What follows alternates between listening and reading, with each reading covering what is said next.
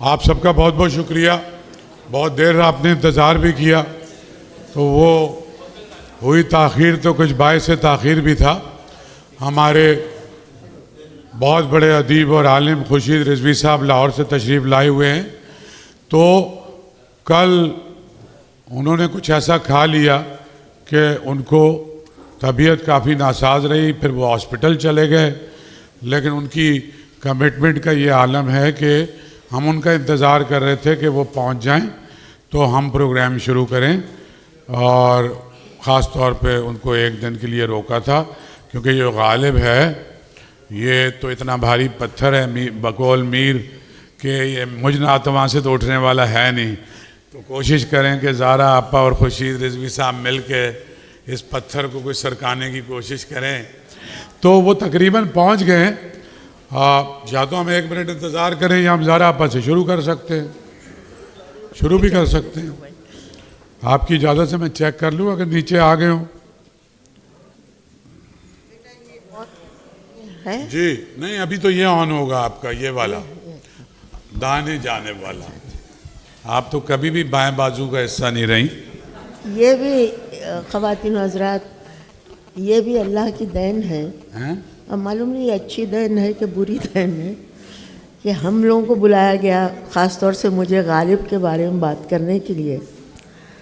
جس شاعر کو پوری دنیا جانتی ہو اور جس کے بارے میں کم از کم یہاں رضوی صاحب بیٹھے ہیں, سیر انصاری بیٹھے ہیں, یہ لوگ بیٹھے ہیں, جس کے بارے میں کم از کم 200-300 کتاب تو لکھی جا چکی ہے, اور ساری دنیا نے ہر انداز سے, ہر طریقے سے اس کو مانا ہے. تو ہم اس کے بارے میں کیا کہیں؟ کیا یہ کہیں کہ وہ بہت اچھا شاعر تھا؟ تو یہ تو کوئی بات ہی نہ ہوئی. یا یہ کہیں کہ ہشت پہل دماغ تھا؟ یہ بھی شاید لوگ کہہ چکے ہوں. تو میں سوچ رہی تھی کہ میں جاؤں گی تو میں غالب کے بارے میں کیا بات کروں, سوائے اس کے کہ میں اس کا دیوان کھولوں اور انگلی رکھ کے. میں نے بچپن میں قرآن شریف پڑھنے سے پہلے اما یتسالون پڑھا تھا. مولوی صاحب مجھے جھک جھک کے پڑھاتے تھے, کہو یا ملونا مفلحونا مسلحونا. میں اس طرح سے پڑھتی تھی اور ایک ایک لفظ کا مطلب سمجھاتے تھے. جب میں نے غالب کا دیوان کھولا تو مجھے ایسا لگا کہ جیسے مجھے ایک ایک لفظ انگلی رکھ کے پڑھنا چاہیے, ایسے میری سمجھ میں نہیں آئے گا. پھر میں نے مولانا غلام رسول مہر کی کتاب ڈھونڈی جس میں انہوں نے الفاظ کے معنی بھی درج کر دیے ہیں. اس کے بعد میری سمجھ میں کچھ آنے لگا. لیکن میں یہ نہیں کہہ سکتی کہ آج بھی اس عمر میں بھی میں غالب کو پوری طرح سمجھ پائی ہوں, نہیں سمجھ پائی. دیکھیے بات یہ ہے کہ کچھ شاعر کی نجی زندگی بھی اس کے فن پہ اثر انداز ہوتی ہے. غالب کی جو میں نے پڑھا ہے اس کے بارے میں یہ ہے کہ بھائی ان کی خانگی زندگی جو تھی وہ بھی کچھ بے ترتیب تھی. مطلب بیگم حالانکہ نوابوں کے خاندان کی تھیں, مگر چونکہ مرزا کے اپنے عادات ایسے تھے اور اس زمانے میں شراب نوشی جیسے کہ آج کل بھی جرم ہے, اس زمانے میں تو گناہ عظیم تھا. تو انہوں نے ان کے برتن, کپڑے اور زندگی کو بالکل علیحدہ سے کر دیا تھا. وہ باہر رہتے تھے, دیوڑی میں وہ اندر رہتی تھیں. جو کچھ بھی غالب کا کام تھا وہ ان کے ملازم کلو کے ہاتھ میں تھا. تو شاید یہ بات بھی رہی ہو کہ زندگی سے اتنا ڈیٹیچ ہو جانا, اپنے گھر سے اتنا علیحدہ ہو جانا, یہ بھی ان کی شاعری پہ اثر انداز ہوا ہو. پھر غالب کی شادی ہو گئی تھی نوابوں میں, چاہے وہ ٹوٹے پھوٹے صحیح, کمزور صحیح, بڑے صحیح, منجلے صحیح, لیکن تھے تو نواب لوہارو کے خاندان میں. تو غالب کے دل میں بھی کہیں نہ کہیں یہ بات ضرور تھی کہ اللہ میاں مجھے بھی کہیں کا نواب کر دیں, میرے پاس شام میں لوگ آئیں, بیٹھیں, شعر و ادب کی گفتگو ہو, اچھی شراب ہو, اس کے ساتھ کچھ غزق بھی ہو, اور ایک آدھ موسیقی کے بھی کان میں آواز آتی رہے, کوئی اور بھی ہو جس کو دیکھ کے آنکھیں خوش ہوں. یہ سب باتیں ان کے ذہن میں تھیں. لیکن اتفاق کی بات ہے کہ حالات زمانہ کے تحت یہ تمام خواہشیں ان کی پوری نہیں ہو سکیں. ہر خط میں جتنے خط ان کے دیکھیں، ایک صاحب مجھ سے کہنے لگے، بات سے بات نکلتی ہے، ایک صاحب کہنے لگے کیا آپ لوگ غالب غالب غالب کرتے رہتے ہیں. غالب کا پہلا فرض یہ تھا کہ وہ 1857 کی تاریخ لکھتے. میں نے کہا حضور یہ کام وہ کر گئے. انہوں نے کہا کیسے، آپ ہی نے پڑھا ہوگا. میں نے کہا جی نہیں، آپ نے بھی پڑھا ہے. غالب کے جتنے خطوط ہیں وہ 1857 کی تاریخ ہیں. آپ ایک ایک خطوط، ایک ایک خط کو دیکھیے، پوری تاریخ ہے اس میں، کیا نہیں ہے. کہنے لگے نہیں اچھا خطوں سے تو اندازہ نہیں ہوتا. میں نے کہا خط آپ نے پڑھے ہیں؟ تو بولے ہاں ایک آدھ پڑھا ہے. میں نے کہا ایک آدھ کے پڑھنے سے نہیں ہوگا، آپ ان کے پورے خطوط پڑھیے تو آپ کو اندازہ ہوگا کہ وہ 1857 کی تاریخ لکھ گئے جس طرح سے لکھنا چاہتے تھے. تو یہ سب باتیں ہیں بہت ساری جو میرے ذہن میں ہیں، جو میں کہنا چاہتی ہوں کہ غالب اگر آج کل وہ بہت پہلے پیدا ہو گئے. ذرا آپا مجھے یہ سمجھ میں نہیں آ رہا کہ ہم غالب کی تعریف کر رہے ہیں یا اس کی ہجو کر رہے ہیں، اور یا اس کی کوئی خراب بروئی کر رہے ہیں. اور ہم جو انٹرو مجھے کرنا تھا وہ تو آپ نے میرا حق بھی چھین لیا. تو وہ تو چلو خیر ہے. ہم آج بیٹھے ہیں اردو زبان کے سب سے بڑے شاعر اور پہلے صاحب طرز ادیب کو یاد کرنے کے لیے. اور یہ میں نہیں کہتا، رشید حسن صدیقی صاحب نے ان کے لیے لکھا کہ مغل امپائر نے 3 چیزیں ہندوستان کو دی. ایک آگرہ کا تاج محل، ایک اردو زبان، اور ایک مرزا غالب. یہ بجنوری صاحب نے کہا تھا، یہ عبد الرحمن بجنوری نے کہا، لیکن رشید صدیقی صاحب نے لکھا. اچھا وہ پہلا آدمی غالب کہ جس نے تمام جو ایک روایتی شاعری تھی جس میں ہمارے ظاہر 18ویں صدی کے سب سے بڑے شاعر میر تقی میر کی سربراہی میں جو شاعری عام طور پہ ایک رومانٹک شاعری تھی، اور وہ مطلب درون جو دکھ تھے ذات کے اس پہ تھی، اس کو اٹھا کے ایک ایگزسٹینشلزم کی شاعری، ایک فلسفہ، ایک فکر، ایک سماجیات، اور اس زمانے کی پولیٹیکل صورتحال، اور مغل امپائر کی شکست و ریخت، اور انگریز کا آنا. تو ایک ایسا نباز تھا، پہلا اردو کا ایسا شاعر اور ادیب کہ جس نے اپنا راستہ الگ سے بنانا شروع کیا، اور الگ سے اس نے اپنا اسٹائل نہ صرف شاعری میں بلکہ نثر میں بھی اپنا رائج کیا. اور اگر ماڈرن اردو کا کسی کو آپ بانی دونوں صورتوں میں کہہ سکتے ہیں، شاعری میں بھی اور نثر میں بھی. اور پہلے تو لوگوں کو خطوط کا نہیں پتہ تھا، سار بھائی جیسے لوگوں کو پتہ تھا. 886 خطوط انہوں نے لکھے ہیں، جو زیادہ تر ایک کریم قیاس ہے کہ 886 ہیں. 4 جلدوں میں ان کو خلیق انجم صاحب نے بھی ترتیب دیا، غالب اکیڈمی نے بھی چھاپے ہیں، اور پرانے رسالوں میں کیونکہ چھاپا خانہ آ چکا تھا تو وہ چھپے تھے. وہ 2 چیزیں ہیں اس میں. ایک تو میں بس 1 منٹ ختم کر کے آپ کے حوالے کرتا ہوں. ایک تو یہ کہ وہ غالب کی سوانح عمری بھی ہے خطوط، کیونکہ انہوں نے سارا لکھا ہے کہ میں اتنے سال کا تھا تو یہ ہوا، اور میرے ابا مر گئے 3 سال کی عمر میں، اور 8 سال میں میرے چچا نے پالا، ان کا انتقال ہو گیا، میں نانا کے یہاں شفٹ ہو گیا. پھر میرے نانا خوشحال تھے تو ان کی پہلی 20-25 سال زندگی کے بہت خوشحالی میں گزرے. غالب کی جتنی اخلاقی اور سماجی برائیاں آپ بتا رہے ہیں، اور وہ جو کنٹرڈکشنز تھی غالب کی، اسی سے تو وہ بڑا شاعر پیدا ہوا. جی اخلاقی عجیب بات نہیں، بالکل صحیح کہہ رہے ہیں آپ. میرے دماغ میں یہ ہے، اور مجھے یقین ہے اس بات کا، کہ ان کا زمانہ جتنا تکلیف دہ ان کے لیے گزرا ہے وہ ان کی شاعری کے لیے بڑا کارآمد ثابت ہوا. اگر وہ آرام سے رہتے، دوسرے نوابوں کی طرح رہتے جیسے وہ رہنا چاہتے تھے، تو شاید وہ اتنے بڑے شاعر نہ ہوتے. یہ تو اللہ تعالیٰ نے انہیں، میں نے پہلے بھی عرض کیا کہ ایک ہشت پہل دماغ دیا تھا جس کے تحت وہ لکھ رہے تھے اور لکھتے جا رہے تھے. خطوط ان کی زندگی کا بھی آئینہ ہے اور ان کے دل و دماغ کی عکاسی بھی کرتے ہیں کہ ایک شاعر اس کے پاس کیا کیا خزانے موجود ہیں جو نثر میں بھی زر و جواہر بکھیرتا جاتا ہے اور نظم میں بھی بکھیرتا جاتا ہے۔ نظم کے لیے یہ ہے کہ بہت سے لوگوں نے ان کے زمانے میں تو انہیں گردانا ہی نہیں، خود ان کے زمانے میں انہیں وہ شہرت، کیوں سحر صاحب میں غلط تو نہیں کہہ رہی ہوں کہ ان کے زمانے میں ان کو وہ شہرت نصیب ہی نہیں ہوئی جو کہ ہونا چاہیے تھی، ان کے بعد ہوئی ہے، جتنی بھی شہرت ملی ہے ان کے بعد ہوئی ہے۔ بیٹھ جاؤ محسن،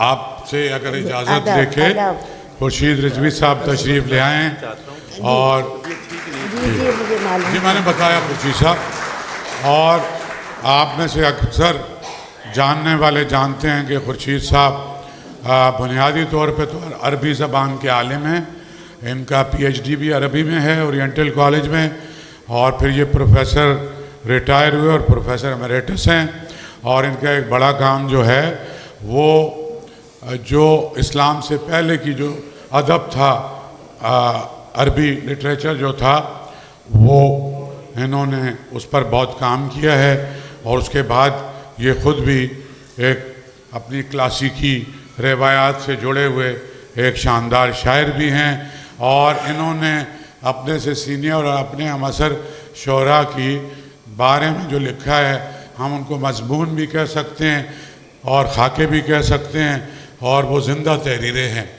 پھر انہوں نے کچھ اور کام بھی کیے ہیں، تو ہم نے ضروری جانا کہ یہ تشریف لائے تھے، میں نے انہیں عرض کی کہ اگر آپ ایک دن رک جائیں، اور غالب پر ظاہر ہے بڑا مشکل ہے کہ کوئی بات کر سکے، تو خورشید بھائی کی طبیعت خراب ہو گئی تھی جس کا میں سب کو بتا چکا ہوں، تو خورشید بھائی میں تو کوئی انٹرو سب ہو گیا، میں ایک آپ سے ابھی شروع ہوا ہے، کچھ نہیں، زہرا آپ کا کچھ غالب کے قصے سنا رہی تھی، کوئی باتیں، میں آپ سے یہ پوچھنا چاہتا ہوں کہ غالب کیسے مختلف ہے، وہ کیوں ایسا ہے کہ اس کا لہجہ، اور وہ کہتا بھی ہے سینکڑوں بار لکھتا بھی ہے، اس کا لہجہ اس کے بعد آنے والوں میں کسی کو نصیب نہیں ہوا، کیا اس نے نیا راستہ نکالا شاعری میں، وہ کس طرح الگ ہے باقی سب اس وقت کی ہندوستان میں اردو شاعری سے،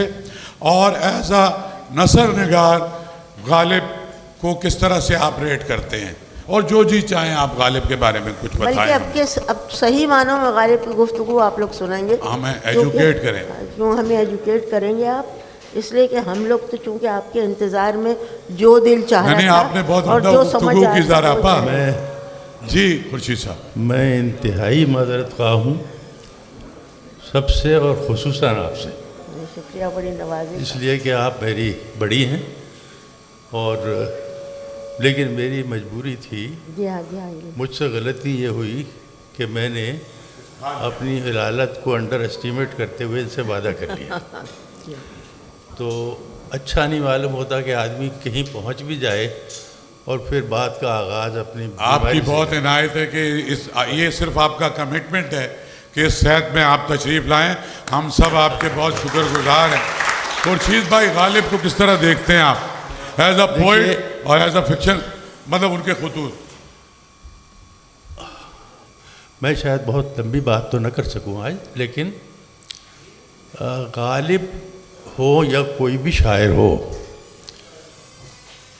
میں سمجھتا ہوں کہ اس کو دیکھنے کا اور اس کو انجوائے کرنے کا اہم ترین وسیلہ یہ ہوتا ہے کہ آپ اس پر تنقیدی آراء دینے کے بجائے اس کے کلام کو پڑھیں اور بتائیں کہ اس میں محاسن کہاں ہیں۔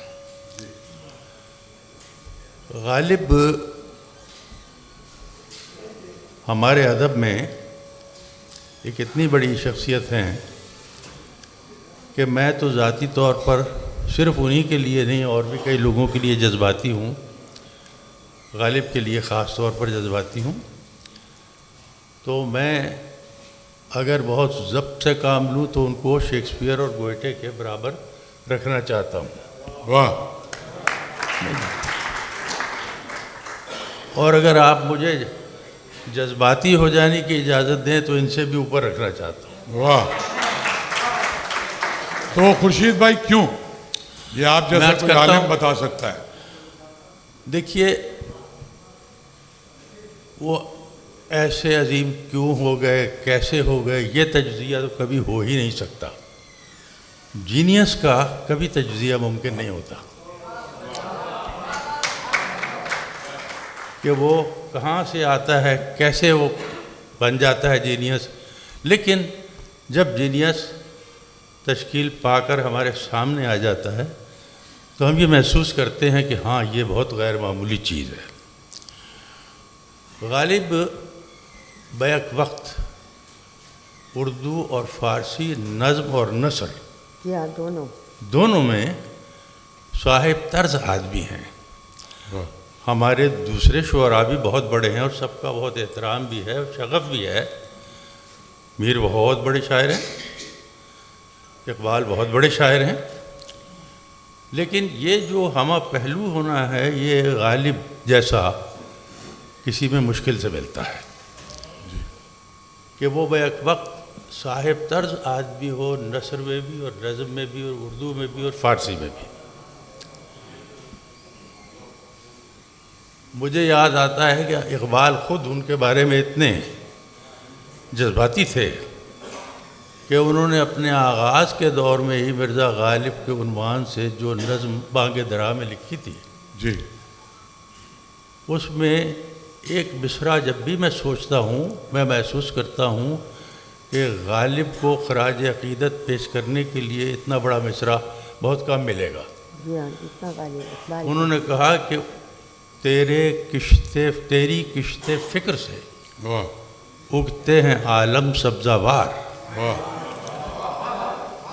یعنی تیری فکر کی زمین یا جو چمن ہے وہ ایسا ہے کہ اس میں یوں نمو کرتے ہیں نئی نئی دنیائیں، جیسے کسی زمین سے کسی چمن سے سبزہ اگتا ہے. واہ. تو اتنی اس کے اندر غالب کی فکر کی جو تازگی اور اس کا جو نمو ہے اس کی طرف انہوں نے اشارہ کیا ہے. اور انہوں نے بھی اس کو گوئٹے کے برابر رکھتے ہوئے یہ کہا ہے کہ آہ تو اجڑی ہوئی دلی میں آرامیدہ ہے، واہ. گلشن ویبر میں تیرا ہم نوا خوابیدہ ہے. ان کا جو انگریزی کی اسپرے ریفلیکشنز کے نام سے ان کے کچھ شذرات ہیں، اس میں انہوں نے ان پر بھی ایک شذرہ لکھا ہے مرزا غالب پر، اور اس میں ایک جملہ کہا ہے کہ his recognition is yet to come. ابھی اس کی ہونی ہے. اعتراف کا حق ادا نہیں ہوا، ابھی اس کا اعتراف ہونا باقی ہے. اچھا، اب کتنے پہلو ہیں غالب میں، اسے تو شاید ہم ایک گفتگو میں اس کا احاطہ نہیں کر سکتے. جی. لیکن یہ ایٹ رینڈم جو کچھ میرے خیال میں جیسے آ رہا ہے خود کلامیہ کی طرح میں عرض کرتا چلا جاؤں گا. مثلاً ان کے ہاں ایک چیز ہے جس کو آپ کہہ سکتے ہیں کہ تفصیل بکنار ہونا. جی. ایک دو مصروں میں وہ ایک لمبی کہانی اس طرح سے سمو دیتے ہیں کہ آپ یہ نہیں کہہ سکتے کہ اس میں سے کوئی پہلو چھوٹ گیا ہے، واہ. یا یہ کہ ہم خود امیجن کر رہے ہیں یہ پہلو اس میں موجود نہیں تھا. مثلا ان کا جو مشہور شعر ہے قفس میں مجھ سے روداد چمن کہتے نہ ڈر ہمدم، گری ہے جس پہ کل بجلی تو میرا آشیاں کیوں. تو اب اگر آپ اس کو کھولیں تو آپ پوری کہانی ہے کہ ایک چمن تھا اور اس کے اندر کچھ طائر مل کر زندگی بسر کر رہے تھے. ان میں سے ایک جو ہے اس کو صیاد نے پکڑ کے قید کر دیا، باقی جو ہیں وہ اس کے قفس کے سامنے روز جا کر کھڑے ہوتے ہیں اور اپنے تعلق خاطر کا اظہار کرتے ہیں. اور ایک روز ایسا ہوتا ہے کہ بجلی گرتی ہے اور اس کا آشیانہ جل کے راکھ ہو جاتا ہے، تو کسی کو ان میں سے ہمت نہیں پڑتی کہ وہ جا کے اس سے یہ بات اسے کہے کہ بھئی تمہارا جو ہے نشیمن جل گیا ہے. وہ خود ان کے تیور سمجھنے کے بعد یہ کہتا ہے کہ قفس میں مجھ سے روداد چمن کہتے نہ ڈر ہمدم، گری ہے جس پہ کل بجلی وہ میرا آشیاں کیوں ہو، مجھ سے اب کیا تعلق رہ گیا اس کا۔ یا جو انہوں نے کہا کہ گدا سمجھ کے وہ چپ تھا، ہاں میری جو شامت آئی اٹھا اور اٹھ کے قدم میں نے پاسباں کے لیے۔ اب ایک پوری کہانی ہے، آپ مجھ سے بہتر سمجھ سکتے ہیں۔ تو یہ بلاغت اور یہ بہت تھوڑے الفاظ میں بہت طویل داستان کو سمو دینا، یہ آپ کو جتنی بلاغت کے ساتھ غالب میں ملتا ہے کم ایسا آپ دیکھیں گے کہیں اور۔ اگر جب میں ان کے دیوان پہ غور کرتا ہوں، جی خوش قسمتی سے میں نے جن شعراء کو سب سے پہلے پڑھا ان میں غالب سے، اور ان کا دیوان اس زمانے میں تقریباً ازبر ہو گیا تھا۔ جی اب بہت کم ہی کبھی زندگی میں فرصت پاتا ہوں، لیکن جب بھی دیکھتا ہوں تو میں یہ محسوس کرتا ہوں کہ پورے دیوان میں ایک قطع بند ایسا ہے جس کا در و بست، جس میں الفاظ کا انتخاب، جس میں چیزوں کی رعایتیں اور مناسبتیں اپنی انتہا کو پہنچ گئی ہیں، اور وہ سب کو آپ کو معلوم ہے کہ اے تازہ واردانے بساط ہوائے دل، زنہار اگر تمہیں ہوس ناو نوش ہے، دیکھو مجھے جو دیدہ عبرت نگاہ ہو، میری سنو جو گوش نصیحت نوش ہے، ساقی و جلوہ دشمن ایمان و آگہی، مطرب و نغمہ رہزن تمکین و ہوش ہے، یا شب کو دیکھتے تھے کہ ہر گوشہ بساط دامان باغبانوں کفے گل فروش ہے، یا صبح و دم جو دیکھیے آ کر تو بزم میں نہ وہ سرور و سوز نہ جوش و خروش ہے، داغ فراق صحبت شب کی جلی شمع رہ گئی ہے سو وہ بھی ایک شمع رہ گئی ہے سو وہ بھی خاموش ہے، اور آتے ہیں غیب سے یہ مضامی خیال میں، غالب سریر خامہ نوائے سروش ہے۔ اچھا، اب اس پر تھوڑی سی بات کرتے ہیں۔ دیکھیے، ہماری جو غزل کی صنف ہے فارسی سے شروع ہوئی، لفظ غزل کا عربی سے آیا۔ عربی میں کسی قصیدے کے آغاز میں جو لو پوئٹری ہوتی تھی اس کو کہتے تھے غزل، مگر صنف نہیں تھی وہاں غزل، نہ آج ہے۔ وہاں سے فارسی میں گئی، فارسی سے اردو میں آئی، اب صرف دو زبانوں میں غزل ہے، یا اب انگریزی میں امریکہ میں بھی تجربے ہو رہے ہیں کہ وہ غزلیں کہتے ہیں انگریزی میں، اسی طرح قافیہ ردیف بنا کر، مگر یہ ایک غلط کوشش ہے، اس لیے کہ اصناف جو ہوتی ہیں ان کا بھی اپنا ایک وطن ہوتا ہے، وہ جس زمین کا پودا ہو اسی زمین میں اگتا ہے۔ ہم نے ہائیکو کا تجربہ کیا، ہم نے اردو میں ماہیے لکھے، ہم نے اردو میں سونٹ لکھے، لیکن کوئی چیز جو تھی وہ جم نہیں سکی، کیونکہ وہ ہماری سرزمین کے پودے نہیں تھے۔ ہاں، کہیں کہیں ایسا ہوتا ہے، جیسے اب میں سعودی عرب جاتا ہوں تو میں دیکھتا ہوں کہ نیم کا درخت وہاں پنپ گیا ہے، جی ہے جی، باقی کوئی چیز یہاں کا وہاں نہیں پنپا۔ عرفات میں آپ جا کے دیکھ لیجئے نیم کے درخت لگ گئے ہیں۔ تو بلکہ مجھے وہاں ایک دن ایک مسجد سے نماز پڑھ کے نکلتے ہوئے میں نے یہ مجھے معلوم نہیں تھا، حالانکہ میں عربی کا طالب علم ہوں، کہ بھائی اس کو کہتے کیا ہیں یہاں پر، یہ کوئی نام تو رکھا ہوگا۔ تو میں نے اس سے پوچھا ایک شخص سے، تو اس نے کہا ہذہ شجرۃ النیم، تو اس نے نام بھی وہی لیا جو یہاں سے لے کے گئے تھے۔ تو یہ یعنی جو دوسری اس سے اصناف سے ہم لیتے ہیں، خیر بات دور نکل جائے گی۔ غالب کے اس خطے میں غزل کی جو نیٹ ورک ہم نے بنایا ہے صدیوں میں، اس نیٹ ورک کی پرفیکشن ہے اس خطے کے اندر۔ یہ ان کے دیوان کا سب سے اہم خطہ، اپنی فنی در و بست کے اعتبار سے سب سے اہم خطہ نظر آتا ہے، کیونکہ غزل میں جو تلازمات، جو مناسبتیں، جن چیزوں کو رکھنے کا طریقہ، جو لف و نشر مرتب یا غیر مرتب جو کچھ ہم کرتے ہیں وہ تمام چیزیں مل جل کر غزل کی صنف کو ایسا بنا دیتی ہیں کہ اس میں ایک عجیب کمال پیدا ہو جاتا ہے. ایک معمولی شاعر بھی اگر غزل کہے تو گوارا حد تک اچھی کہہ لیتا ہے. یہ گوارا حد تک اچھا گوارا حد تک یہ پتہ نہیں خورشید بھائی نے کس کس کو داد دی ہے اس میں.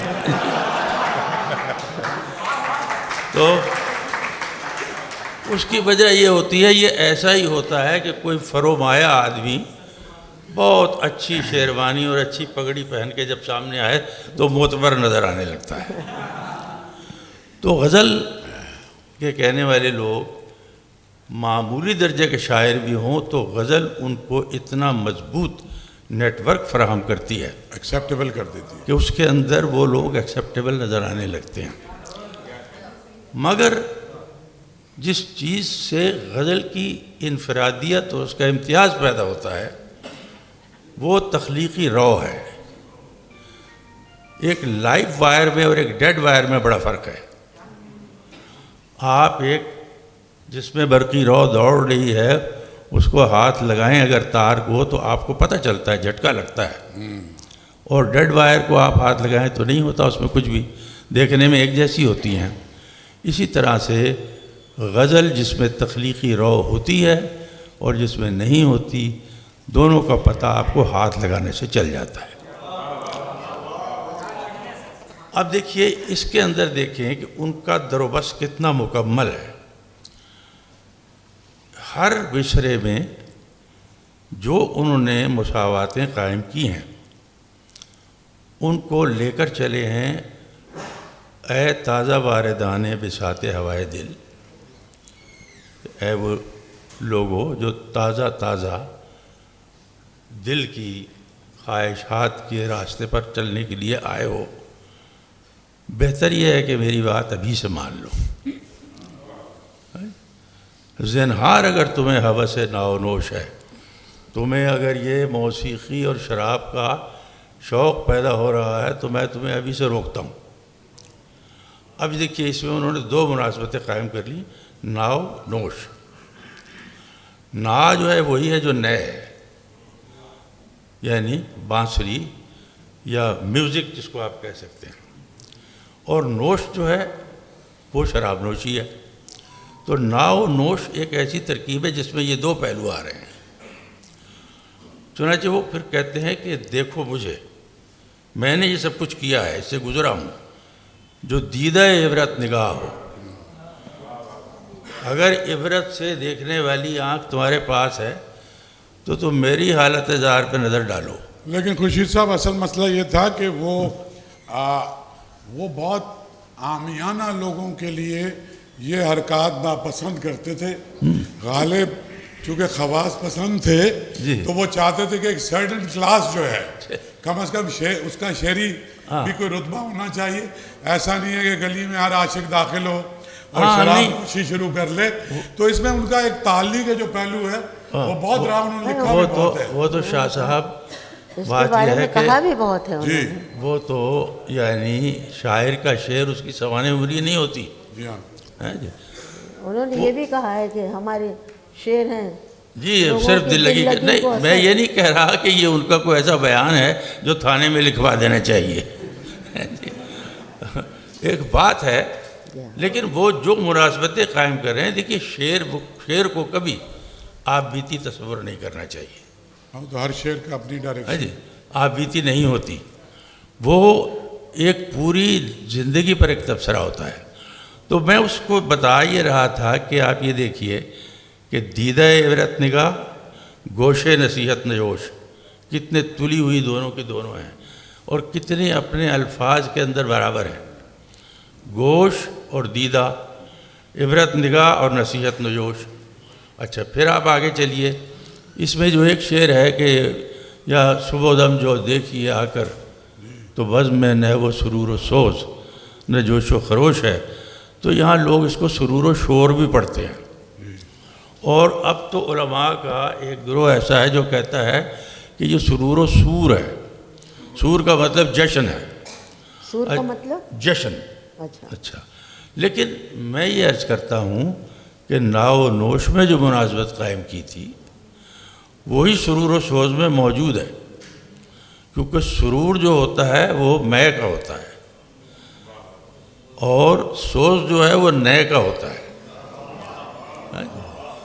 تو اگر آپ اس کی جگہ کوئی دوسرا لفظ رکھیں گے تو وہ مناسبتیں ختم ہو جائیں گی. اتنی پرفیکشن کے ساتھ وہ مناسبتیں لے کے آئیں. جوش و خروش میں بھی یہی بات ہے کہ جوش جو ہے وہ بادہ میں ہوتا ہے.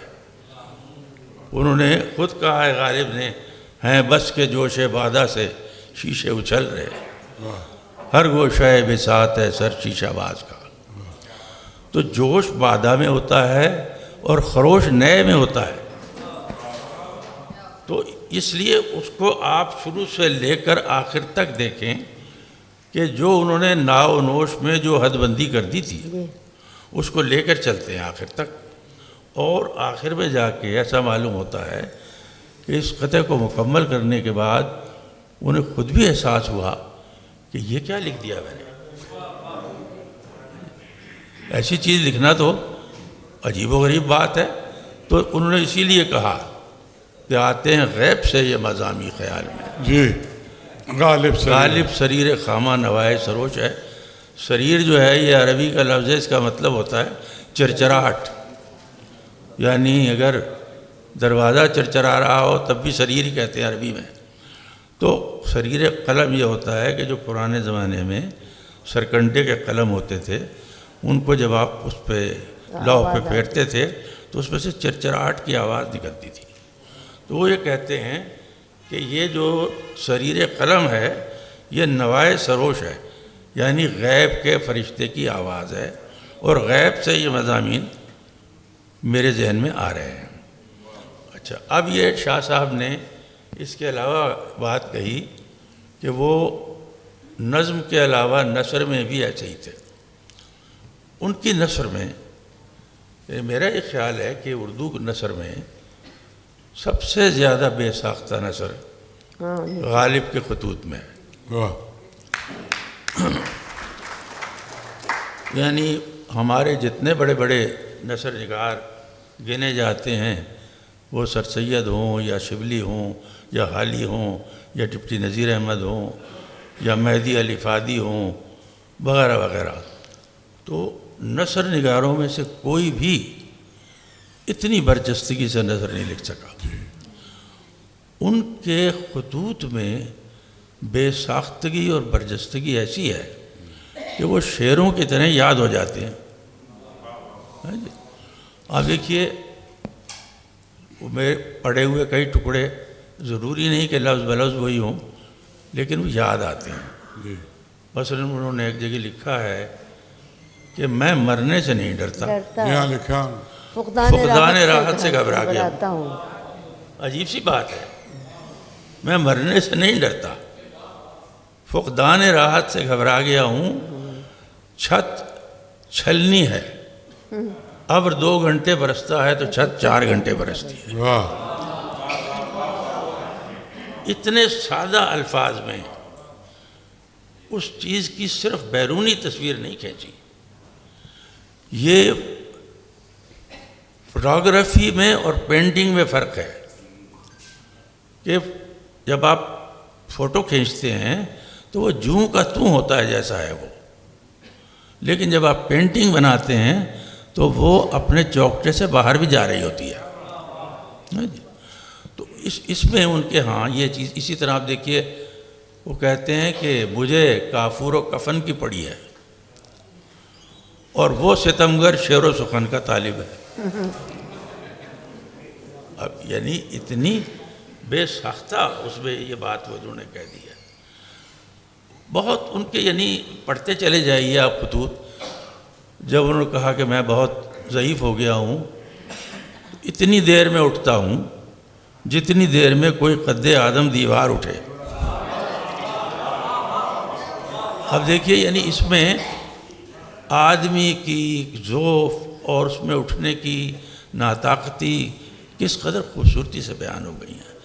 اسی ذوق پر آخری عمر میں انہوں نے یہ لکھا تھا کہ اپنے کسی شاگرد کو کہ ذوف، سستی، کاہلی، گراں جانی، گرانی، پاؤں رکاب میں ہے، ہاں ہاتھ باغ پر ہے، سفر دور و دراز درپیش ہے، زاد راہ موجود نہیں، ذات راہ تو کبھی موجود ہوا ہی نہیں۔ موجود ہی نہیں، خالی ہاتھ جاتا ہوں، اگر ناپرسیدہ بخش دیا تو خیر، اور اگر بعض پرس ہوئی تو سقر مقر ہے اور حاویہ زاویہ ہے۔ اچھا، اب آپ یہ دیکھیے کہ جس طرح کیلائیڈوسکوپ میں بے ترتیب چیزیں پڑی ہوتی ہیں، ہاں مگر وہ اپنے عکس باہمی کی وجہ سے ایک ترتیب بناتی ہیں۔ جی غالب کی نثر میں یہ خوبی ہے کہ وہ بڑی بے ساختگی سے لکھتے ہیں، کوئی آرائش بظاہر اس میں نہیں ہوتی، نہیں ہے، بالکل نہیں۔ لیکن ان کی یہ بے ساختگی جو ہے اس کے اندر کمال کی ساختگی ہوتی ہے۔ تو ان کی نظم و نثر، فارسی کا کلام آپ دیکھیے، انہوں نے تو اپنا زور ہی زیادہ تر فارسی کے کلام پہ لگایا۔ وہاں بھی میں دیکھتا ہوں کہ اس قدر باریک انہوں نے باتیں کہی ہیں، اور دوسری چیز ایک یہ ہے کہ جتنی مسلمہ حقائق تصور کیے جاتے ہیں ان کو وہ چیلنج کرتے ہیں۔ مثلا دیکھیے، سراب کیا ہوتا ہے؟ پانی کا ہوتا ہے، کہ پانی نہیں ہے اور پانی دکھائی دے رہا ہے۔ اب غالب کا ذہن اس کا دوسرا امکان سوچتا ہے کہ پانی ہی کا کیوں ہو سراب، آگ کا سراب کیوں نہیں ہو سکتا؟ یعنی آگ نہ ہو اور آگ دکھائی دے۔ اب دیکھیے انہوں نے کتنی پرفیکشن سے فارسی میں کہا ہے، سراب آتش از افسردگی چون شمع تصویرم۔ شمع تصویر جس طرح سراب آتش ہے کہ شمع جلتی دکھائی دے رہی ہے لیکن اس میں شعلہ نہیں ہے، آگ نہیں ہے، تو انہوں نے کہا میں افسردگی کے سبب شمع تصویر کی طرح سراب آتش ہوں۔ اچھا، یہ ان کے یہاں ایک خاص ٹینڈنسی جو انہوں نے کہا بھی ہے، ہوئی مدت کے غالب مر گیا پر یاد آتا ہے، پر یاد آتا ہے وہ ہر ایک بات پر کہنا کہ یوں ہوتا تو کیا ہوتا۔ ہوتا؟ ہر چیز کو بدل کر دیکھتے ہیں۔ اور یہ کیا۔ کافی ہے نہ دینا تیرا چھلے کا نشانی۔ اب چھلے کا نشانی دینا تو ایک بات ہوئی، نہ دینا بھی ایک نشانی ہے۔ یہ آخر میں ہے، پوری غزل نہیں ہے پورا۔ یہی یاد رہے گا کہ نہیں دیا تھا۔ اچھا، تو الغرض میں اس کو بہت طول دینا نہیں چاہتا، خصوصاً ذرا آپا کی نہیں نہیں، آپ فرمائیے جو آپ ابھی فرما زہرا رہے آپا سے ہیں۔ بات کرتے ہیں پھر آپ کی طرف آتے ہیں۔ وہ جی نہیں ہے۔ زہرا آپا، لیکن میں اب کیا بات کروں اس اتنی ارے نہیں ابھی تو آپ بہت نہیں، بات نہیں، ہو آپ- سکتی ہے، میں میں بھی تو- بات کر سکتا ہوں، تو آپ کیا بات میں تو ادھر ابھی تو ادھر کی خورشید باتیں بھائی کر نے رہی تھی۔ بہت میں ذرا سا تو- تذکرہ ہی کیا ہے، یہ زہرا آپا آپ کا یہ ہے۔ ان لوگوں کو ہاں میرے پاس تو خیر بہت سارے سوال ہیں، آپ کے ذہنوں میں بھی ہوں گے کہ نہیں، کیوں میں ابھی ایسا، اور اس کی جو بے باکی، پھر میں تو خورشید بھائی سے وہ سارے جو اصل میں تمہاری پسند کے شعر ہیں کہ ہم سے کھل جاؤ بوقت میں پرستی ایک دن ورنہ ہم چھیڑیں گے رکھ کر، یا لے تو لوں سوتے میں اس کے پاؤں کا بوسہ مگر، آپ نے خاص تو طور سے- بوسوں کا اتنا شوق کیوں تھا غالب کو؟ اور کہیں یہ بھی لکھتے ہیں کہ دھان تو نہیں ہے، تو چلو بات ہی کر لو۔ میں آپ تو سے ذرا عرض میں آپ کروں- سے تو یہ پوچھ ہی نہیں سکتا، میں- آپ کچھ فرمائیں، پھر نہیں، کچھ شعر ہم میں آپ سے یہ پوچھنا چاہتی ہوں کہ ایک شعر سنا لوں، یہ آپ ذرا کو ایک اور شعر میں سنانا پرستی چاہتا ہوں۔ اور دول دھپے والے شعر کیوں یاد ہے؟ یہ گول گپے غالب کے شعر ہیں، ہم سے کھل جاؤ بوقت میں پرستی ایک دن، میں نے مانا قرض کی پیتے تھے میں لیکن سمجھتے تھے کہ ہاں رنگ لائے گی ہماری فاقم۔ پرستی اصل ایک میں دن۔ ذرا وہ خواص سے نکال کے عوام تک لے کے آ گیا، تو وہ اپنے بالکل صحیح۔ سماج سے گفتگو کر رہا تھا، عوام۔ اور اس میں وہ سارے دیکھیے، کریکٹر موجود اس تھے۔ نے اس بیچارے پہ ہر طرح کا دور گزرا۔ تو ذرا پھر ایک مختلف طرح کا میں شعر میں تشریح خورشید بھائی سے پوچھوں گا، پوچھو۔ دو شعر۔ یاد کر وہ دن کہ ہر یک حلقہ تیرے دام کا، انتظار سید میں خود دیدہ بے خواب تھا، یہ بھی تو غالب ہے نا، ٹھیک ہے۔ یا مستی سے ہم نے گئے تیرے رخ پر بکھر گئی، نظارے نے بھی کام کیا, اس کو الٹا کر کے پڑھ لیں, نظارے نے بھی کام کیا, وہاں نقاب کا مستی سے آنے گئے تیرے رخ پر بھی کر گئے. تو یہ سب تو ہے نا. تب آپ اگر جواب دیں. ذرا آپ بات کریں, میں جواب تو مانگ ہی نہیں رہا. اچھا, میں تو شعر سنا رہا تھا. سب سے اچھا کام یہ کر رہے ہیں, جواب نہیں. میں کیسے جواب مانگ سکتا میں ہوں؟ تو ان بچوں سے بیٹھی میں تو ابھی کچھ اور سوال بھی تھے جو مولا علی کی منقبت غالب نے لکھی ہے, وہ ایک ایسی تحریر ہے, خورشید بھائی سے میں اس پہ بات کرنا چاہوں گا. اور حالانکہ وہ ویسے تو باقاعدہ سنی تھے, لیکن جان بھائی کا مصرع شاید ان تک پہنچ گیا تھا کہ جانی تم بڑا شاعر نہیں ہو سکتے جب تک تھوڑے سے شیعہ نہ ہو جاؤ. تو تھوڑے سے شیعہ ہو گئے غالب بھی تھوڑے سے شیعہ ہو گئے, انہوں نے بہت لکھا. احمد شاہ میرے خیال میں, اب یہ بات غلط تھی یا صحیح تھی یہ تو میں نہیں کہہ ذرا سکتی, فرمائیے. کیونکہ اعتقاد کے حساب سے ہم تنقید نہیں کر سکتے, لیکن میرے خیال میں عام طور سے کہا یہی جاتا ہے کہ غالب شیعہ تھے. اب یہ کہ لوگ کہتے ہیں کہ بھئی نہیں تھے تو نہیں ہوں گے, غالب شیعہ تھے. خاندانی طور پہ باپ دادا سے پیدائشی سسرال سے کہیں سے بھی شیعہ نہیں تھے. وہ جس طرح سے ہر پڑھا لکھا آدمی اس طرف آتا ہے تو وہ اپنی مرضی سے اس طرف آئے تھے, اور انہوں نے بہت کچھ لکھا بھی ہے. تو یہ تو طے ہے کہ وہ شیعہ پیدا نہیں ہوئے تھے. نہیں, لیکن سسرالی رشتوں سے تو شیعہ سنی نہیں ہوتا آدمی. میں نے کہا کیا پتا ہو بھی جائے, تو معروف صاحب بھی شیعہ نہیں تھے. نہیں, بیوی کے غلام تو وہ تھے ہی نہیں, بیوی کو تو پوچھا ہی نہیں تو شیعہ کیسے ہوتے. ذرا آپ ان کے خطوط اور ان کی کیا بات ہے, ذرا یہ ریپیٹ کیجئے گا ذرا. نہیں واقعی میں بیوی کو کہاں پوچھا بھائی, بیوی تو اس قدر الگ, بالکل ان کے کپڑے, ان کے برتن, ان کی سب چیزیں الگ. اس زمانے میں بھائی کسی آدمی کا شراب پینا بہت زیادہ معیوب سمجھا جاتا تھا. اب تو فخر کی بات ہے, مگر یہ کہ اس زمانے میں ذرا لوگ اجتناب کرتے تھے, تو اس وجہ سے انہوں نے کلو کو مقرر کر دیا تھا کہ ان کے کپڑے, ان کے برتن, ان کی تمام چیزیں جو ہیں وہ ان کا بہت فائدہ ہوا غالب کو, بہت فائدہ ہوا. لیکن یہ ہے کہ میں آپ سے یہ کہوں کہ جس طرح کے تمام عام طور سے ہمارے جو بڑے شعراء تھے, یہ والا یہی والا وہاں سے آپ کو آواز نہیں آئے گی یار, وہ دے دو یار, کہ وہ پیسے روپے کے معاملے میں ذرا بہت ہمیشہ تکلیف اٹھاتے رہے. میں بلکہ بچوں سے یہی بات کر رہی تھی ابھی شاہد سے, میں شاہد سے اور کہاں سے جی کھلا ہوا ہے, ہاں جی کھلا. میں شاہد سے یہی بات کر رہی تھی کہ یہ پتہ نہیں کیا بات ہے کہ ہمارے زمانے میں بھی اور پرانے زمانے میں بھی شعراء جو تھے وہ ہمیشہ مالی حیثیت سے ہمیشہ پریشان رہے. حالانکہ غالب کے یہاں اگر آپ تردید نہ کریں 100 روپے مہینہ تو نواب صاحب رامپور بھیجتے تھے ان کو, اور 56 روپے کچھ آنے ان کی پینشن بھی آتی تھی ابا کی. مگر بھلا ہو اس پارسی شراب فروش کا کہ وہ 57 روپے وہ لے جاتا تھا. تو اب کیا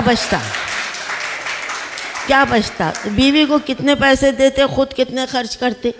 بہرحال ٹھاٹ سے رہنے کا بھی شوق تھا. تو مطلب یہ کہ ان کا دل یہ تھا کہ وہ کہیں کے, معاف کیجیے گا اگر آپ کو برا لگے, شادی بھی نوابوں میں ہو گئی تھی, ان کا دل یہ تھا کہ کہیں کے چھوٹے موٹے نواب ہوتے, تاکہ 2-3 خادمائیں گھر میں ہوتی اچھی صورت کی, 2-3 ملازم ہوتے تو انہیں اچھا رہتا. شام میں بیٹھتے, اپنے اچھی ولایتی شراب ہوتی, گزک ہوتی, لوگ اچھے ملنے والے ہوتے, باتیں اچھی ہوتی. یہ ان کے ارمان تھے, جو کہ بہت بڑے ارمان نہیں تھے, جو اس زمانے میں نہایت آسانی سے پورے ہو سکتے تھے. مگر اتفاق کی بات کہ جس آدمی کی آمدنی اس زمانے میں 156 روپے مہینہ ہو, وہ بہت آرام سے رہ سکتا تھا. لیکن ان کے اخراجات اتنے تھے کہ ان سے پورا ہی نہیں ہوتا تھا. کہ بھائی کہاں تک کریں گے, بھائی بیوی کو پتہ نہیں بیچاری کو کتنے پیسے دیتے تھے, کیا نہیں دیتے تھے, یہ کچھ نہیں لکھا ہے. یہ لکھا ہے کہ بس پینشن آ گئی اور میں نے اس کو بکس میں رکھ دیا. بعد میں وہ پارسی کی دکان پہ گئی یا کہیں بھی گئی. بہرحال یہ تو خانگی حالات ہیں. لیکن ایز اے شاعر میں کہتی ہوں, دیکھیے شاعر کو اپنے اشعار سے چاہے وہ برے ہوں لوگوں کو یا بھلے لگیں، اپنے بچوں کی طرح محبت ہوتی ہے، کوئی شعر اسے برا لگتا ہی نہیں۔ لیکن یہ ان کی غالب کی خوبی تھی کہ پورا دیوان اٹھا کے ایک مولوی کے سپرد کر دیا کہ بھائی اب آپ کا دل چاہے تو اس میں سے اتنا رکھیں اور اتنا نہ رکھیں، اور مولانا فضل حق خیر آبادی کے ذریعے جتنا دیوان ہم تک پہنچا ہے وہ ان کلیات کے مقابلے میں کہ دوسرے شعراء کی جو ہیں جو اٹھانے سے ہاتھ کانپنے لگتے ہیں، غالب کا دیوان ابھی تک اتنا ہی ہے اور اتنا ہی دلچسپ ہے۔ جیسا کہ میں بھی آپ سے عرض کر رہی تھی کہ اگر آپ پڑھنا چاہیں غالب کو تو آپ کو انگلی رکھ کے پڑھنا پڑتا ہے، ایسا نہیں ہے، ایک ایک لفظ اپنے اندر ایک علیحدہ سے معنی رکھتا ہے، تب کہیں جا کے آپ کی سمجھ میں غالب آتا ہے۔ جیسے میں ان کو بتا رہی تھی کہ ایک عام سا شعر ہے جس میں بہت الجھتی تھی کہ محابہ کیا ہے، میں نہیں محابہ والا نہیں ہے، سنائے غارت گرے جن سے وفا سن، واہ، سن ہے غارت گرے جن سے وفا سن، اور اس کا دوسرا مصرع ہے شکست قیمت دل کی صدا کیا۔ تو میں ذرا الجھ رہی تھی تو مجھے سمجھایا میرے میاں نے، انہوں نے کہا تمہیں شکست قیمت کے معنی معلوم ہے؟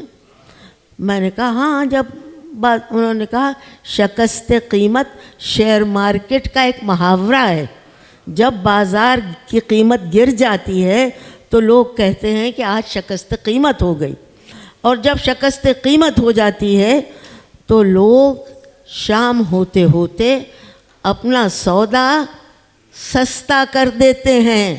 جو چیز 8 آنے کی ہوتی ہے صدا لگتی ہے کہ 8 آنے کی تھی، ہم نے اب 4 آنے میں کر دی ہے۔ شکست قیمت دل کی صدا کیا، اس نے کہا کہ اب میں صدا بھی نہیں لگا سکتا، حالت میری یہ ہو گئی ہے۔ تو اس طرح کے ان کے اشعار آپ کو کئی جگہ ملیں گے، کئی جگہ۔ اب ایک شعر ہے بڑا عجیب سا، عرشی صاحب کے دیوان میں ملتا ہے، باقی کہیں نہیں ہے۔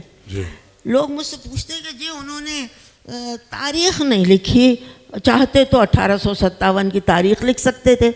میں نے کہا بھائی صاحب اگر آپ ان کے پورے خطوط پڑھ لیں تو 1857 کی تاریخ ہیں وہ خطوط، آپ کو مل جائے گی اس میں وہ تاریخ، جہاں جو ان پہ گزری ہے انہوں نے لکھا ہے۔ ایسی بے عزتی جیسے غالب نے صحیح ہے، کم شاعروں نے صحیح ہوگی، اس بزم میں مجھے نہیں بنتی حیا کیے، بیٹھا رہا اگرچہ اشارے ہوا کیے۔ آپ ذرا سوچئے ان پہ کیا گزری ہوگی۔ اپنے شاگرد تفتہ کو لکھا ہے کہ میاں تم مجھے 17 شعر کی غزل بھیج دیتے ہو، مجھ سے غزل نہیں بنتی، اب اپنے 2 شعر مجھ سے نہیں کہے جاتے، اپنے اگلے شعر دیکھتا ہوں تو سوچتا ہوں کہ یہ کس کے کہے ہوئے ہیں۔ مطلب یہ کہ ہاؤ جینیس آئی واز، یہ بھی وقت ان کے اوپر گزرا ہے زمانے کے ہاتھوں۔ تو سوال یہ ہے کہ بڑے شعراء کے ساتھ ہمیشہ کچھ نہ کچھ چکر رہا ہے، چاہے وہ چکر پیسے کی کمیابی کا ہو یا لوگوں کی بے اعتنائی کا ہو یا اپنے دوستوں کے بچھڑ جانے کا غم ہو یا وہ ان حالات کا غم ہو جو وہ چاہتے تھے اور انہیں میسر نہیں آ سکے۔ تو غالب بھی اسی دور سے گزرے ہیں۔ غالب کبھی پرانے نہیں ہوں گے، میں آپ کو بتاؤں، کبھی پرانے نہیں ہوں گے۔ یہی تو تازگی کی بات ہو رہی تھی نا، تازگی و پرکاری، بے خودی و ہوشیاری، غالب نے تو لکھا ہے بھرم کھل جائے ظالم تیری قامت کی درازی کا، اگر اس طرح پر پیچ و خم کا پیچ و خم نکلے۔ آج ہم نے اپنا دل خون کیا ہوا دیکھا، لیکن وہ میرے پسندیدہ شعر آپ کو کیوں نہیں اچھے لگتے؟ ہم سے کھل جاؤ بوقت میں پرستی ایک دن۔ میں نے کہا نا آپ اپنے ذوق کے مطابق غالب عامیانہ شعر کیسے اپنے دیوان میں رکھ سکتا ہے؟ یہ تو آپ دیکھیں نا۔ اور وہ لکھ رہا ہے اصل شہود و شاہد و مشہود ایک ہے، حیران ہوں پھر مشاہدہ ہے کس حساب میں۔ میں آپ کو بتا رہی تھی کہ ایک شعر جو عرشی صاحب نے لکھا ہے اپنے دیوان میں، وہ کسی اور دیوان میں نہیں ہے، اس میں انہوں نے لکھا ہے، حالانکہ بالکل فرق ہے ان کا طریقہ ہی نہیں ہے اس طرح کا شعر کہنے کا. شاید آپ کی نظر سے گزرا ہو مدنی صاحب کہ غالب صاحب کا کہ ہاں میں بھولا نہیں ہوں تجھے میری جان، کروں کیا کہ یہاں گر رہے ہیں مکان. یہ بھی غالب عرشی صاحب کے دیوان میں یہ شعر ہے. تو مطلب یہ کہ دیکھا ہوگا بھائی کی لاش پڑی رہی ہے دن گھر میں، کفنا نہیں سکے، دفن نہیں کر سکے. اس پہ ذرا پا گلیوں میں میری ناش کو کھینچے پھرو کہ میں وہاں ماندہ ہے ہوائے سرے رہ گزار. ان کے بھائی کو قتل کر دیا تھا انگریزوں نے اور وہ اس کا اظہار نہیں کر سکے، اس کا بیان نہیں کر سکتے تھے، دفن نہیں کر سکے. ان کو 3-4 دن لاش گھر میں پڑی رہی. تو مطلب طرح طرح کی صعوبتوں سے وہ گزریں اور گزرتے رہیں، اور اس کے بعد کہیں جا کے یہ شاعری ظہور میں آتی ہے. تو یہی میں آپ سے عرض کر سکتی ہوں کہ میں نے تو بھائی ان کو انگلی رکھ کے پڑھا ہے جتنا بھی پڑھا ہے. جیسے میں نے اما یتسالون پڑھا تھا مولوی صاحب سے، اسی طرح تھوڑا بہت میں ان کو جان سکی. لیکن جب پڑھتی ہوں، جب سوچتی ہوں کہ کوئی ایک نئی بات میرے ذہن میں آتی ہے، اور جب تک یہ نئی باتیں ہمارے ذہنوں میں آتی رہیں گی غالب زندہ رہیں گی. ہاں اس پہ مجھے وہ شعر یاد آیا، کیوں اس بت سے کروں جان عزیز، کیا نہیں ہے مجھے ایمان عزیز. ہاں اس نے کمال ایک کیا کہنے بہت کچھ ہے صاحب، بہت کچھ ہے. تفتہ کو لکھا ہے، یہ جو تم 12 اشعار کی غزلیں مجھے بھیج دیتے ہو کہ میں بناؤں، بھائی مجھ سے اب اپنے شعر 2 نہیں بن پاتے. میں اتنی لمبی لمبی غزلیں تمہاری نہیں بنا سکتا. پھر میں جب اصلاح کر دیتا ہوں تو تم کہتے ہو سعدی نے تو اس لفظ کو یوں لکھا ہے، عرفی نے یوں لکھا ہے. اس کے بعد جو جملہ لکھا ہے وہ میں خواتین کے سامنے اور آپ لوگوں کے سامنے دوہرا نہیں سکتی. انہوں نے صرف لکھا یہ ہے کہ میں سوائے امیر خسرو دہلوی کے اور کسی کو مانتا ہی نہیں. یہ بھی لکھ دیا انہوں نے. اور بیدل کو بھی نہیں مانتے، بیدل کو بھی نہیں مانتے. نہیں، بس یہ لکھا ہے تفتہ کو کہ میں سوائے امیر خسرو دہلوی کے میں اور کسی کو نہیں مانتا. تو وہ لکھ سکتے تھے بھائی، وہ یہ کہہ سکتے تھے. بہت شکریہ زہرا آپا. تھوڑی سی گفتگو ہم خورشید بھائی سے کریں گے، پھر آپ پہ آئیں گے. یہ جو انہوں نے امیر خسرو، تو ظاہر ہے کسی نے یہ کہا ہے کہ ہندوستان نے 2 جینیس پیدا کیے، ایک امیر خسرو اور دوسرا غالب. تو یہ انیشیلی ظاہر ہے کہ بہت فارسی غزلیں بھی وہ لکھتے تھے، لیکن فارسی میں بہت بڑے لکھنے والے تھے. تو غالب اپنا رنگ اس طرح سے شاید نہیں جما سکے، پھر وہ اس طرف آئے. تو کتنے عرصے بعد بیدل سے انہوں نے جان چھڑائی اور پھر وہ اپنے رنگ میں سامنے آئے. اور مجھے تو ایسا لگتا ہے خورشید بھائی اور زہرا آپا کہ یہ سارا سفر ایک بہت ہی ذہین آدمی نے بائی ڈیزائن ڈیوائس اور پلان کیا تھا. کیونکہ میر تقی میر کے بعد اپنا الگ سے ایک جگہ بنانا یہ ایک مشکل ترین بات تھی. تو ان کے جو انگریڈینٹس ہیں جنہیں ہم کہتے ہیں اجزاء ترکیبی، آپ نے ابھی جتنی گفتگو کی وہ وہی تھی. مثلا فلسفی کو وہ لے کے آئے شاعری میں، اردو شاعری میں نہیں تھی. اس کے بعد وہ ایگزسٹینشلزم کو لے کے آئے، یہ دنیا کے سارا اور اپنے سماج کی جو صورتحال ہے اس کو لائے. پھر جو مغل امپائر اور مسلمانوں کی شکست و ریختیں اس کو لائے. پھر وہ جو انگریز آ رہا تھا اور وہ ساری صورتحال ہے اس کو لائے. تو ذرا سا آپ ہمیں اس کے بارے میں آپ بتائیں گے، کیونکہ یہ حالات والات سے تو آدمی تباہ و برباد بھی ہو جاتا ہے، شاعری ختم بھی ہو جاتی ہے، کسی ٹی بی سینٹر میں یا پاگل خانے میں بھی داخل ہو جاتا ہے. لیکن آپ نے شروع میں جو فرمایا تھا کہ جو جینیس ہوتا ہے اس کے سارے انگریڈینٹس کو الگ الگ کر کے آپ اس کو ناپ نہیں سکتے، نہیں دیکھ سکتے. جی آپ کچھ فرمائیے نا. جی آپ نے فرمایا نا کہ بے دل سے کہتے، اصل میں غالب کی شاعری میں جو ارتقاء ہے وہ مشکل سے آسان کی طرف ہے. جی وہی نا. انہوں نے بے دل کو پہلے بے دل کی پیروی کی اور یہاں تک کہا کہ وہ عصا ہے خامہ بے دل کا، یعنی اس کو لے کے سہارے سے چلتے ہیں. لیکن پھر یہ بھی لکھا انہوں نے اپنے خط میں کہ ناصر علی اور بے دل کی فارسی کیا. جی بعد میں یہی تو میں کہہ رہا ہوں. جی ہاتھ کنگن کو آرسی کیا.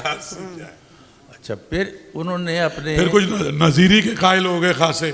ہاں نہیں وہ نظیری عرفی وغیرہ کے تو بہت قائل تھے، لیکن یہ کہ وہ عرفی کے بارے میں بھی انہوں نے دیکھیے ایک جگہ یہ کہا، حالانکہ عرفی کی بڑائی میں کوئی کلام نہیں ہے، بہت بلند شاعر ہے، لیکن انہوں نے لکھا ہے، فارسی میں لکھا ہے غالب نے کہ او جستہ جستہ غالب ہو من دستہ دستام.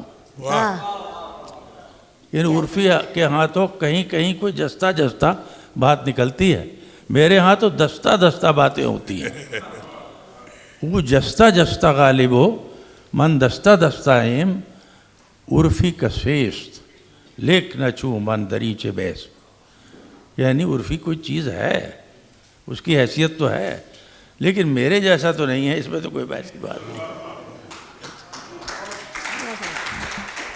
اچھا اسی طرح سے عرفی کا بڑا مشہور شعر ہے کہ یاس ہم سمندر باش و ہم ماہی، ہم سمندر باش و ہم ماہی کہ در جیہون عشق در بیرون کشت قار دریا سلسبیل و روئے دریا آتش است. واہ واہ واہ، قار دریا سرسبیلو روح یعنی دریا. یہاں سمندر کا لفظ میں انہوں نے اشتباہ پیدا کیا ہے. کیا کہنے؟ ایک تو سمندر یہی ہے بحر، اور دوسرا سمندر ایک کیڑا ہے فرضی، اس کے بارے میں یہ کہا جاتا ہے کہ وہ آگ میں زندہ رہتا ہے.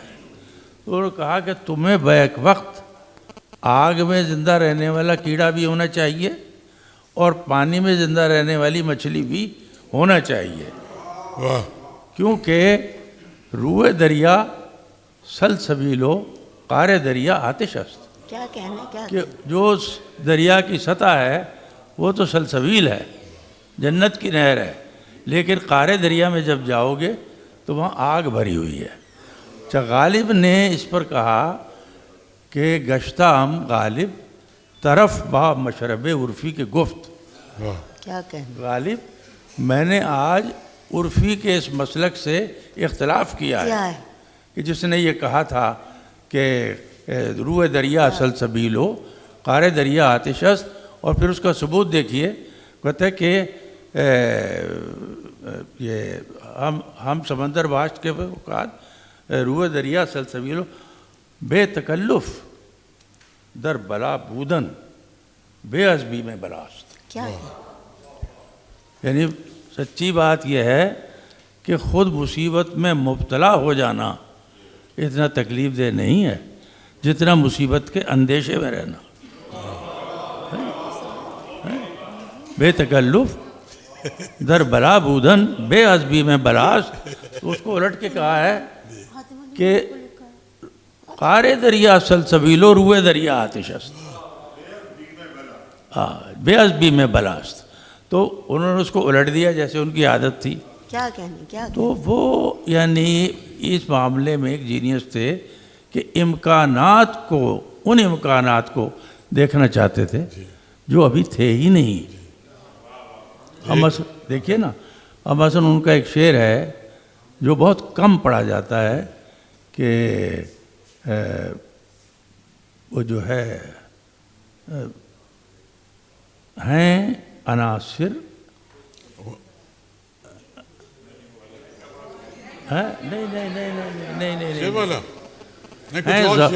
ہیں زوال آمادہ، یہ دوسرا ہیں زوال آمادہ اجزاء آفرینش کے تمام. واہ واہ، ہیں زوال آمادہ اجزاء آفرینش کے تمام. جی میرے گردوں ہے چراغے رہ گزارے بادیاں. یعنی تمام اس کائنات میں جو کچھ پایا جاتا ہے زوال آمادہ ہے، اور یہ گردوں پر چمکتا ہوا سورج بھی ایسا ہے جیسے کہ ہوا کے راستے میں رکھا ہوا چراغ، یہ بھی بجھتا جا رہا ہے. اور اب تو یعنی آپ دیکھیے کہ ایسٹرونومی میں بھی یہ مانا جاتا ہے کہ سنز آر ڈائنگ. کیا کہنے؟ جتنے سورج ہیں یہ بجھ رہے ہیں، مر رہے ہیں. کیا کہنے؟ تو غالب کو ان علوم کا علم ہو یا نہ ہو، لیکن آئندہ کی آہٹ سننے کی اس کے اندر صلاحیت تھی.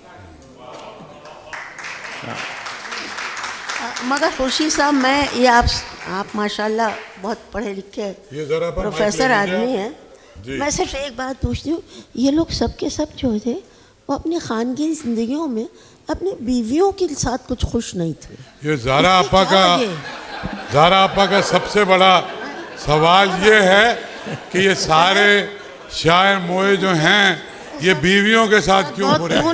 کیوں برے تھے؟ تو خورشید بھائی کا تجربہ تو بالکل مختلف ہے. نہیں، آپ کا تجربہ خدا نہ کرے کہ ان جیسا ہو، مگر یہ کہ آپ کا تجربہ اچھا ہوگا. اب یہ ایسا سنجیدہ سوال ہے، اس پہ بحث کرنی بنتی ہے. اس سوال کے دو جواب ہیں. جی ہاں ضرور. ایک سوال کا جواب تو زہرا آپا ہی بہتر دے سکتے ہیں،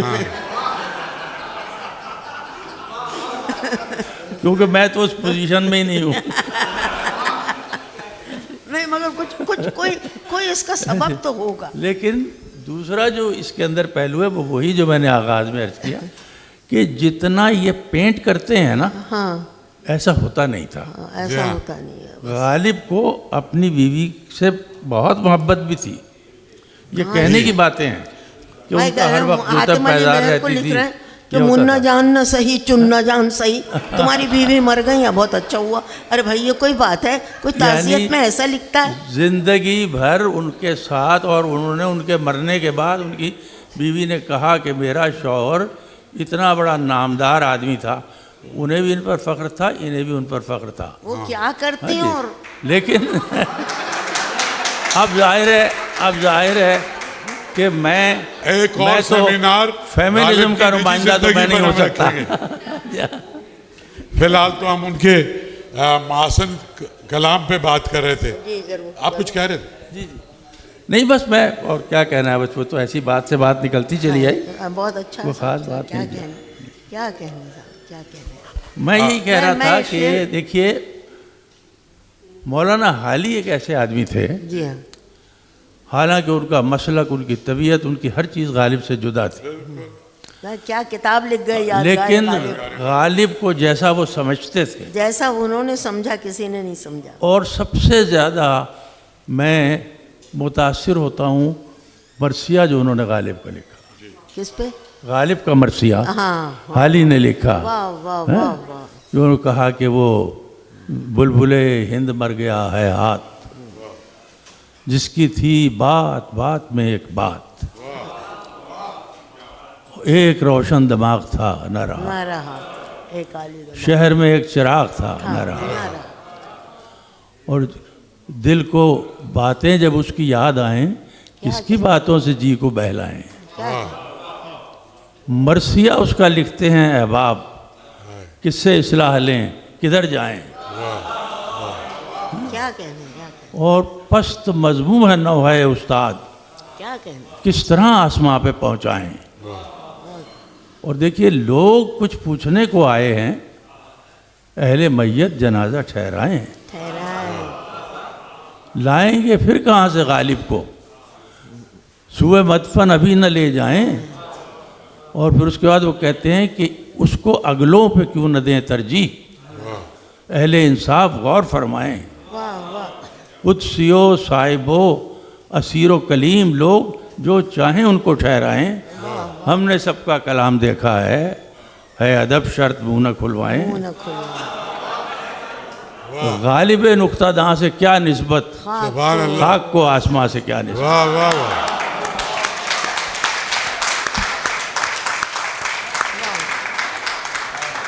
واہ. میں بہت شکریہ خورشید بھائی. میں چاہتا ہوں کہ اس کے اختتام پہ زہرا آپا کی گفتگو سے ہم ان کا اختتام کریں. تو اختتامی جملوں کے لیے زہرا آپا بہت بہت شکریہ خورشید صاحب. لیکن آپ بیوی کا ذکر نہیں کریں گی زہرا. میں نے کروں گا. غالب کے محاسن کی بات نہیں. بیوی کا الگ ایک تذکرہ ہوگا ساری بیویوں کو بٹھا کے. مجھے حیرت ہوتی ہے اتنے لائق فائق لوگ، جب اس طرح سے مجھے نہیں کہنا چاہیے تھا، لیکن میں کیا کروں. بحیثیت عورت میرے دماغ میں یہ بات آئی کہ بھائی کچھ بیویوں کی طرف بھی توجہ ہونا چاہیے. خیر وہ ان کی ذاتی زندگی کا معاملہ تھا. لیکن یہ ہے کہ آپ نے چپ رہو یار. تو یہ ہے کہ دیکھیے مجھے غالب کے بہت سے شعر آتے ہیں، میں آپ کو سناتی ہوں. اگر آپ ابرام کے لفظ سے واقف ہوں، ابرام کہتے ہیں ضد کرنے کو. میں اس لیے معنی کہہ رہی ہوں کہ ہو سکتا ہے جی کسی کو اس میں شبہ ہو. جی عشق میں ہم نے ہی ابرام سے پرہیز کیا. واہ عشق میں ہم نے ہی ابرام سے پرہیز کیا، ورنہ جو چاہیے اسباب تمنا سب تھا. تھا. واہ کیا کہنے. آخر کار گرفتار سر زلف ہوا. واہ آخر کار گرفتار سر زلف ہوا. زلف ہوا. دل دیوانہ کہ وارستہ ہر مذہب تھا. واہ دل دیوانہ کہ وارستہ ہر مذہب تھا.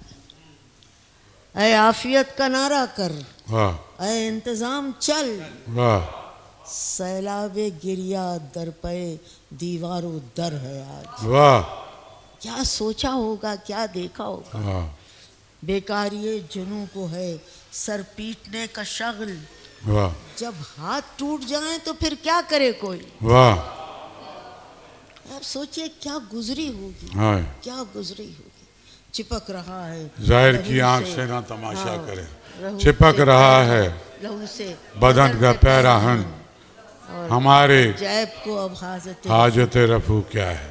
کیا کیا شعر، ہر ایک کیا بات کیا. پہ کہتے ہو کہ تو کیا ہے، تو کیا ہے؟ تم ہی کہو کہ یہ انداز گفتگو تو کیا کیا ہے. نہ شعلے میں یہ کرشمہ، نہ برق میں یہ ادا. کوئی بتاؤ کہ یہ شوق تندخو کیا ہے. ایسا ہے صحیح بات. جی ذرا. وہی. اس کا ایک صاحب نے مطلب نکالا کہ اس کا مطلب یہ ہے کہ انہوں نے یہ کہا کہ اگر تو نہیں کہہ سکتے تو تم ہی کہو. ہاں ہر ایک بات پہ کہتے ہو تم کہ تو کیا ہے. تو طرح طرح سے لوگ مطلب نکالتے. غالب وہ جو شیکل بریک کر رہا تھا نا سارے، تو اس نے جان بوجھ کے یہ سارا لکھا تاکہ وہ ایک. جی دیکھیے شروع دیوان غالب جیسے ہوتا ہے نقش فریادی ہے کسی اس سے بڑا تو کوئی مصرع ہی نہیں ہے. شوخی تحریر کا. اب لوگ مطلب نکالیں کہ وہ دربار میں یوں کاغذ کا لباس اور یہ وہ سب جانے دیجئے. آپ صرف اس مصرے کو دیکھیے کہ نقش فریادی ہے کس کی شوخی. کاغذی ہے پیراہن. کیا کہنا. اور ذرا پا یہ جو ہے نا بازیچہ اطفال اب یہ اتنا عام ہو گیا، لیکن ایسا لگتا ہے کہ کوئی اوپر بیٹھا ہوا ایک آدمی ہے، وہی ہے اوپر بیٹھا ہوا ہوتا یا ہے منظر ایک بلندی سے اور ہم بنا لیتے. ہاں عرش سے پرے ہوتا تھا. ہاں حال دل لکھوں کیوں کر جاؤں ان کو دکھلاؤں، انگلیاں فگار اپنی خامہ کچھ کہاں اپنا. ہم کہاں کے دانا تھے، کس ہنر میں یکتا تھے، بے سبب ہوا غالب. تو یہ عجیب و غریب آدمی ہے. تو بیوی والی بات معاف کر دیں آپ، اتنا بڑا آدمی ہے یہ، ہے نا. بیوی والی بات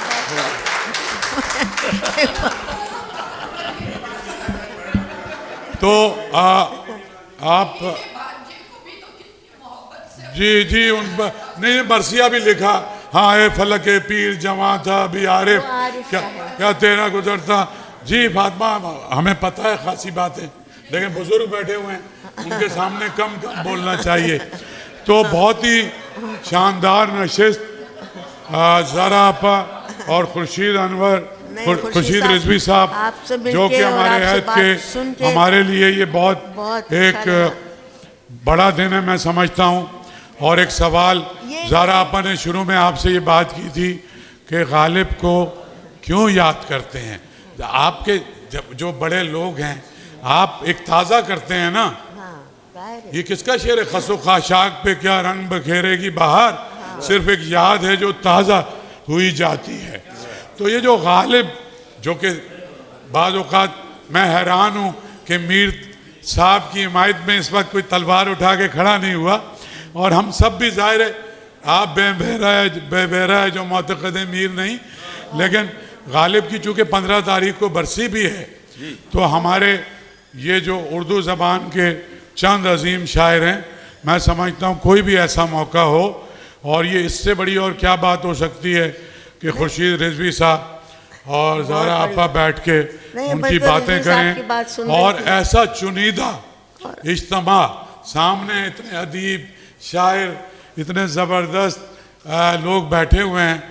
تو ایک طرح سے غالب کی ایک مجلس ہم نے لگائی ہے جس میں شراب شباب یا لو لب نہیں ہے، لیکن سب بیٹھ کے غالب کو یاد کر رہے ہیں. اور ہو سکتا ہے کہ غالب یہیں کہیں کسی جگہ موجود ہو غالب، اگر ہم سمجھتے ہیں.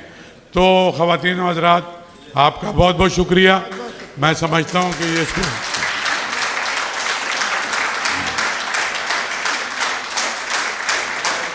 حالی نے ان کو حیوان ظریف بھی لکھا ہے. اب آپ میں سے جو چاہے آ کے ہمارے بڑے لوگوں کے ساتھ تصویریں بنوائے, کوئی پابندی نہیں ہے, بھوکے بھی دینا ضروری ہے. میں کہہ رہی تھی کہ حالی نے ان کو حیوان ظریف جو لکھا ہے, بہت لطیفے اتنے ہیں اور اس قدر سینس آف ہیومر. شکریہ. نہیں, آپ جوان ہیں ابھی. ہاں, کون ہے جو نہیں. خالد کا ہر شعر ضرب المثل ہے.